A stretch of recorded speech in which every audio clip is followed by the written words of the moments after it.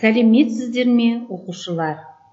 Бүгін біз Қазақстандағы көрікті жерлер бөлім бойынша бірінші сабағымызды бастаймыз. Бүгінгі сабақтың тақырыбы «Менің отаным Қазақстан». Сабақтың мақсаты мәтіннің атауын талқылау және алғашқы бөлігін тыңдау арқылы көтерілетін мәселені болжау. Тақырып бойынша жеке сөздер, бірге жазылатын сөздерді орфографиялық нормаға сай жазу. Бағалау критерийлері. Дайын сөз тіркестерін қолданады. Бірге жазылатын сөздердің қолданыс аясын түсінеді. Орфографиялық нормаға сай жазады. Ендеше, сабақтың мақсатымен таныс болсақ, алдымен назарымызды мына бейнебаянға аударайық.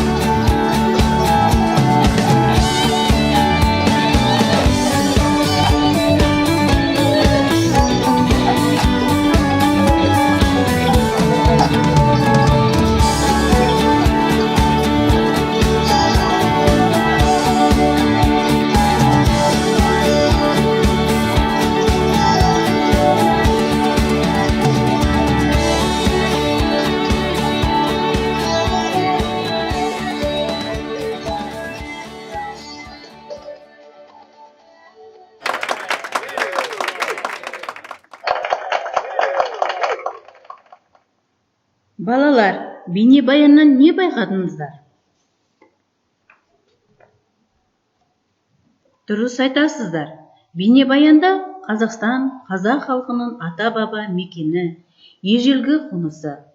Бұл жерде біздің аталарымыз туып, өмір сүргендігі, Қазақстан даласы дархан, топырағы қасиетті қойнауы, қазыналы ел екендігін байқаған екенсіңдер. Жарайсыздар балалар.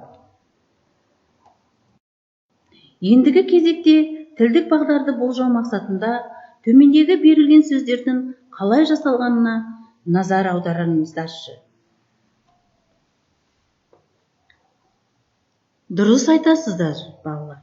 Демалыс, саяжай, жанкүйер, қолғабыс, алакөл, жағажай, саяжай, сарыағаш, солтүстік, тоғызқұмалақ сөздері екі түбірден бірігіп жасалған. Ендеше оқушылар, бірге жазылатын сөздер тіліміздегі қолдану ерекшеліктеріне қарай әртүрлі болып жасалады екен. Тақырып бойынша бірге жазылатын сөздер туралы тілдік бағдармен таныс болыңыз.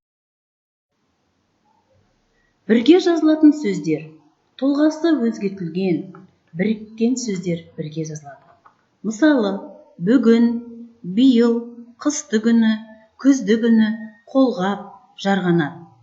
Еш, әр, кей, бір, қай, әлде сөздері есімдік, үстеулермен тіркесіп келгенде бірге жазылады. Мысалы, әрбір, әлдеқашан, біркелкі, ешкім, кейбір, қайбір. Екі түбірден құралып, ғылымның әр алуан саласында саяси, әлеуметтік, биологиялық, астрономиялық, химиялық, тағы басқа терминдік мәнге ие болған атаулар бастапқы түбір тұлғалары сақтап бірге жазылады. Мысалы, баспасөз, өнеркәсіп, кәсіподақ, келіссөз, теміртаз, тамыр жеміс, сүтқоректілер, көкжиек. Екі кейде үш түбірден құралған аң, құс, жан-жануар, құрт-құмырсқа, өсімдік атаулары түбір тұлғалары сақталып бірігіп жазылады. Мысалы, қара құйрық, ақ бүкен, тасбақа, бір қазан, көк құтан, ақ құтан, аққу, айдаршөп, қырық аяқ, қара күйе. Сонымен қатар жер суаттар түбір тұлғалары сақталып бірігіп жазылады. Мысалы, Алакөл, Талдықорған, Ақтөбе, Баянауыл, Ұлытау, Сырдария. Екі түбірден құралып терминге айналған техника, шаруашылық, тұрмыс, мәдениет, өнер, спорт, тағы басқа салаларға қатысты зат, құрал жабдық, ұғым атаулары мен әр алуан мамандық кәсіп, қызмет иелерінің аттары бірігіп жазылады. Мысалы, шаң сорғыш, өнер тапқыш, бес сайыс, ақсүйек ойын атауы, беташар, тоғызқұмалақ, темір жолшы, жолсерік. Екінші сыңары аралық, тану деген сөздер, немесе бірінші сыңары фото, электр, радио, авто, авиа, аэро, кино, гидро, транс, ультра, инфра. Ал екінші сыңары қазақ тілінің сөздері болып келген тіркестер бірге жазылады. Мысалы, халықаралық, жаратылыстану, фотосурет, автоқалам, ультра күлгін. Балалар, бүгінгі сабағымызды бекіту үшін 1+, 1- әдісін қолданамыз. Бүгінгі тапсырмаларды орындау барысында сәтті шыққан мезетті, сонымен қатар сәтсіз түсініксіз болған сәтті айтып беріңіздер. Жарайсыздар, оқушылар. Өз ойларыңызбен бөліскендеріңіз үшін көп рахмет.